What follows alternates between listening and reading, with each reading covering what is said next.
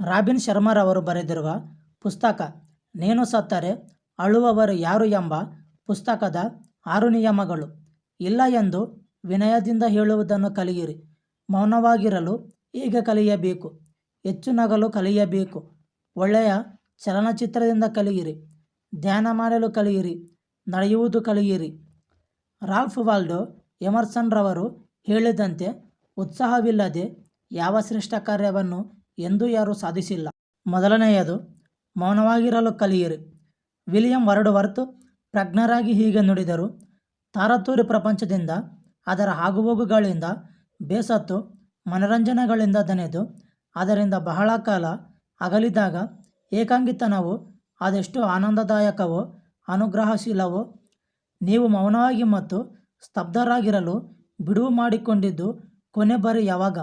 ನಿಮ್ಮ ಮನಸ್ಸು ದೇಹವನ್ನು ಪುನರುಜ್ಜೀವಗೊಳಿಸಲು ಪುನಶ್ಚೇತನಗೊಳಿಸಿ ಏಕಾಗ್ರತೆ, ಏಕಾಂಗಿತನದ ಶಕ್ತಿಯನ್ನು ಆನಂದಿಸಲು ನೀವು ಬಿಡುವು ಮಾಡಿಕೊಂಡಿದ್ದು ಯಾವಾಗ?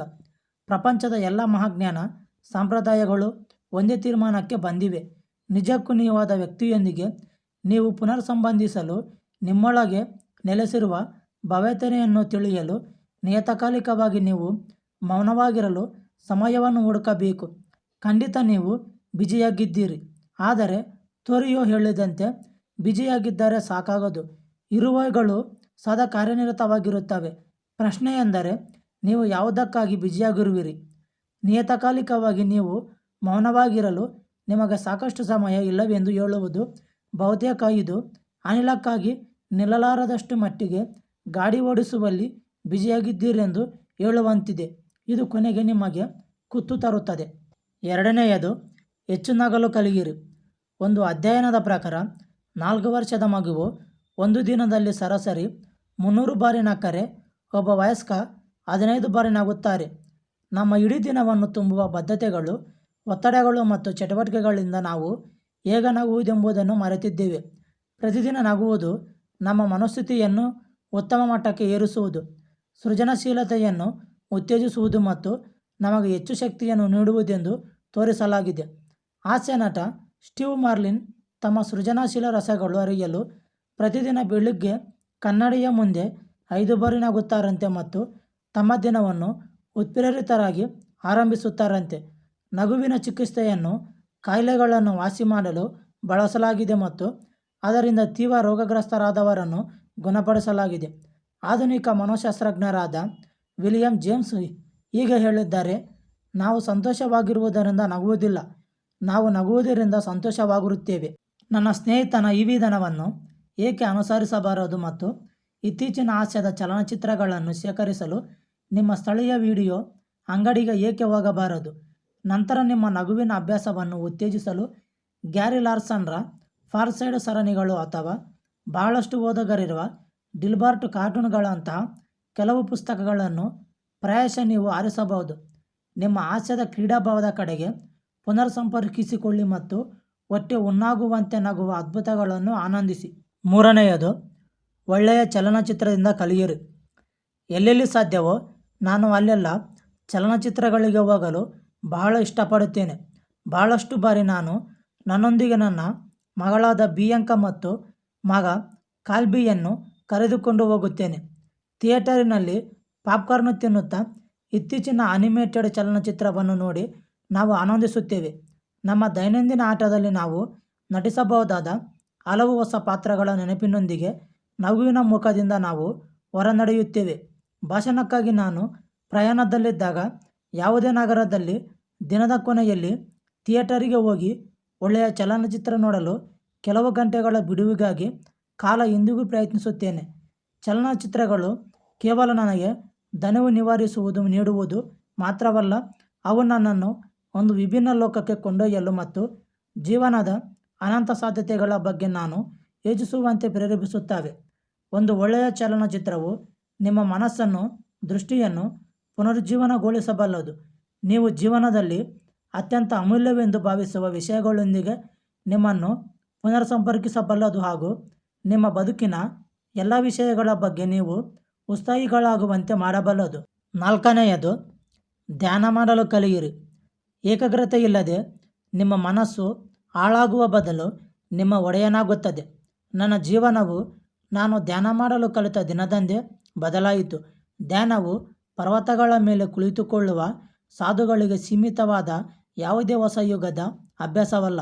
ಬದಲಿಗೆ ಧ್ಯಾನವು ಮನಸ್ಸಿನ ಸಂಪೂರ್ಣ ಹತೋಟಿಯನ್ನು ಸಾಧಿಸಲು ವಿಶ್ವದ ಅತ್ಯಂತ ಜ್ಞಾನಿಗಳಾದ ಕೆಲವು ವ್ಯಕ್ತಿಗಳು ಬೆಳೆಸಿರುವ ಪ್ರಾಚೀನ ತಂತ್ರವಾಗಿದೆ. ಹೀಗೆ ಮಾಡುವುದರಿಂದ ಯೋಗ್ಯ ಉದ್ಯೋಗಗಳಿಗೆ ಅಪಾರ ಸಾಮರ್ಥ್ಯವನ್ನು ಅದು ಪ್ರಕಟಿಸುತ್ತದೆ. ಧ್ಯಾನವು ನಿಮ್ಮ ಮನಸ್ಸನ್ನು ಕ್ರಿಯೆಗೆ ವಿನ್ಯಾಸವಾಗಿದ್ದ ರೀತಿ ಕಾರ್ಯನಿರ್ವಹಿಸುವಂತೆ ಮಾಡುವ ತರಬೇತಿಯ ವಿಧಾನವಾಗಿದೆ. ಇಲ್ಲಿ ಅದರ ಮುಖ್ಯ ಪ್ರಯೋಜನವಿದೆ. ಅದೆಂದರೆ ಪ್ರತಿದಿನದ 20 ನಿಮಿಷಗಳ ಧ್ಯಾನದಿಂದ ನೀವು ಪ್ರಶಾಂತ ಮತ್ತು ಸಮಚಿತ್ತರಾಗಿ ನಿಮ್ಮ ದಿನದ ಮಿಕ್ಕ ಪ್ರತಿ ನಿಮಿಷಗಳಲ್ಲಿ ಅದು ನಿಮ್ಮನ್ನು ತುಂಬುತ್ತದೆ. ನೀವು ನಿಮ್ಮ ಸಂಬಂಧಗಳಲ್ಲಿ ಹೆಚ್ಚು ತಾಳ್ಮೆ ಹೊಂದುತ್ತೀರಿ, ಕಚೇರಿಯಲ್ಲಿ ಹೆಚ್ಚು ಪ್ರಶಾಂತರಾಗುತ್ತೀರಿ ಮತ್ತು ಒಂಟಿಯಾಗಿದ್ದಾಗ ಹೆಚ್ಚು ಖುಷಿಯಾಗುತ್ತೀರಿ. ಧ್ಯಾನವು ನಿಮ್ಮನ್ನು ಇನ್ನೂ ಹೆಚ್ಚು ಉತ್ತಮ ಪೋಷಕ, ಜೀವನ ಸಂಗಾತಿ, ಬಿಸಿನೆಸ್ ವ್ಯಕ್ತಿ ಮತ್ತು ಸ್ನೇಹಿತರನ್ನಾಗಿ ಮಾಡುತ್ತದೆ. ಹೀಗಾಗಿ ಈ 5000 ವರ್ಷಗಳ ಹಳೆಯ ಮನೋತರಬೇತಿಯ ವಿಭಾಗದ ಶಕ್ತಿಯನ್ನು ಶೋಧಿಸದೆ ಇರಲಾರಿರಿ. 5ನೇದು, ನಡೆಯುವುದು ಹೇಗೆಂದು ಕಲಿಯಿರಿ. ಇತ್ತೀಚೆಗೆ ಮಳೆ ಬಿದ್ದ ಒಂದು ದಿನ ನಾನು ಪುಸ್ತಕವನ್ನು ತೆಗೆದು ವಿವಿಧ ಅಧ್ಯಾಯಗಳನ್ನು ತಿರುವುತ್ತಾ ಹೋದೆ. Have to take a walk ಎಂಬ ಅಧ್ಯಾಯವನ್ನು ನೋಡಿ ನಿಲ್ಲಿಸಿದೆ. ಅದರಲ್ಲಿ ಲೇಖಕ ಅಲನ್ ಡೆವೋ ನಡೆಯುವುದರಿಂದ ಹೇಗೆ ಅತ್ಯುತ್ತಮವಾದ ಫಲವನ್ನು ಗಳಿಸಬಹುದೆಂದು ತಮ್ಮ ಅಭಿಪ್ರಾಯವನ್ನು ಹಂಚಿಕೊಂಡಿದ್ದಾರೆ. ಮೊದಲಿಗೆ ಅವರು ನಡೆಯುವಾಗ ಒಂದು ನಿರ್ದಿಷ್ಟ ಉದ್ದೇಶವಿರಲೇಬಾರದು ಎಂದಿದ್ದಾರೆ. ಮೊದಲಿಗೆ ಒಂದು ನಿರ್ದಿಷ್ಟ ಸ್ಥಳದ ಗುರಿಯನ್ನು ಹೊಂದುವುದಕ್ಕಿಂತ ನಡೆಯುವುದರ ಸೌಂದರ್ಯದಲ್ಲಿ ನೀವು ಮುಳುಗಬೇಕು. ಎರಡನೆಯದಾಗಿ, ನೀವು ನಡೆಯುವಾಗ ನಿಮ್ಮ ಚಿಂತೆಗಳನ್ನು ಎಂದೂ ತೆಗೆದುಕೊಂಡು ಹೋಗಬಾರದು. ಅವುಗಳನ್ನು ಮನೆಯಲ್ಲೇ ಇಡಿ. ಇಲ್ಲದಿದ್ದರೆ ಅವು ನಡೆದು ವಾಪಸ್ಸು ಬಂದ ಮೇಲೆ ಅದು ನಿಮ್ಮಲ್ಲಿ ಆಳವಾಗಿ ಬೇರೂರಿ ಬಿಟ್ಟಿರುತ್ತವೆ. ಕೊನೆಗೆ ಸಂಪೂರ್ಣವಾಗಿ ಜಾಗೃತರಾಗಿರಿ. ದೃಶ್ಯಗಳು, ಶಬ್ದಗಳು ಮತ್ತು ವಾಸನೆಗಳಿಗೆ ಸಂಪೂರ್ಣ ಗಮನ ನೀಡಲು ನಿಮ್ಮನ್ನು ಸಿದ್ಧಪಡಿಸಿಕೊಳ್ಳಿ. ಮರಗಳ ಎಲೆಗಳ ಆಕಾರವನ್ನು ಅಧ್ಯಯನ ಮಾಡಿ. ಮೋಡಗಳ ಸೌಂದರ್ಯವನ್ನು ಮತ್ತು ಹೂವುಗಳ ಸುವಾಸನೆಯನ್ನು ಅನುಭವಿಸಿ. ಕೊನೆಗೆ ಅವರು ಹೀಗೆ ಹೇಳುತ್ತಾ ಮುಗಿಸುತ್ತಾರೆ, ವ್ಯಕ್ತಿಯೊಬ್ಬನಿಗೆ ಏಕಾಂಗಿಯಾಗಿ ಅದನ್ನು ನೋಡುವ, ಆಸ್ವಾದಿಸುವ ಮತ್ತು ಅದರ ಸ್ಪರ್ಶದ ಅನುಭವವಾದಾಗ ಪ್ರಪಂಚವು ಅಷ್ಟೊಂದು ಅಸಹನೀಯವಲ್ಲ ಎನಿಸುತ್ತದೆ. 6ನೇಯದು, ಇಲ್ಲ ಎಂದು ವಿನಯದಿಂದ ಹೇಳುವುದನ್ನು ಕಲಿಯಿರಿ. ಚೀನೀ ಋಷಿ ಚಾಂಗುಸ್ತು ಒಬ್ಬ ಮಹಾರಾಜನಿಗೆ ಕತ್ತಿಗಳನ್ನು ತಯಾರಿಸುವ ಒಬ್ಬ ವ್ಯಕ್ತಿಯ ಕಥೆಯನ್ನು ಹೇಳಿದರು.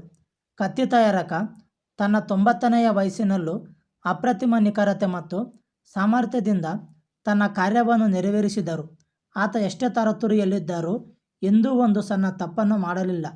ಒಂದು ದಿನ ಮಹಾರಾಜ ಆ ವೃದ್ಧನನ್ನು ಕೇಳಿದನು, ಇದು ಸಹಜ ಪ್ರತಿಭೆಯೇ ಅಥವಾ ಈ ಅದ್ಭುತ ಫಲಿತಾಂಶವನ್ನು ಸೃಜಿಸಲು ನೀವು ಬಳಸುವ ಯಾವುದೋ ವಿಶೇಷ ತಂತ್ರವೋ? ಇದು ಅತ್ಯಗತ್ಯವಾದವುಗಳ ಬಗ್ಗೆ ಗಮನವಿಡುವುದರ ಪ್ರತಿಫಲ ಎಂದು ಆ ಕತ್ತಿ ತಯಾರಕ ಹೇಳಿದನು. ಕತ್ತಿಗಳನ್ನು ತಯಾರಿಸುವ ಕೆಲಸವನ್ನು ನಾನು 20 ವರ್ಷವಿದ್ದಾಗ ಮಾಡಲಾರಂಭಿಸಿದೆ. ನಾನು ಇನ್ಯಾವುದರ ಬಗ್ಗೆಯೂ ಯೋಚಿಸಲಿಲ್ಲ. ಅದು ಒಂದು ಕತ್ತಿಯಾಗಿರದಿದ್ದರೆ ಅದನ್ನು ಕಣ್ಣೆತ್ತಿಯೂ ನೋಡುತ್ತಿರಲಿಲ್ಲ ಅಥವಾ ಅದರತ್ತ ಗಮನ ಹರಿಸುತ್ತಿರಲಿಲ್ಲ. ಕತ್ತಿ ತಯಾರಿಸುವಿಕೆಯಲ್ಲಿ ನಾನು ಭಾವೋದ್ಯುಕ್ತನಾದೆ ಮತ್ತು ಅದು ನನ್ನ ಗುರಿಯಾಯಿತು. ಬೇರೆ ದಿಕ್ಕುಗಳಲ್ಲಿ ನಾನು ಹಾಕದ ಶಕ್ತಿಯನ್ನೆಲ್ಲ ನನ್ನ ಕಲೆಯಲ್ಲಿ ಹಾಕಿದೆ. ಇದೇ ನನ್ನ ಪರಿಣತಿಯ ರಹಸ್ಯ.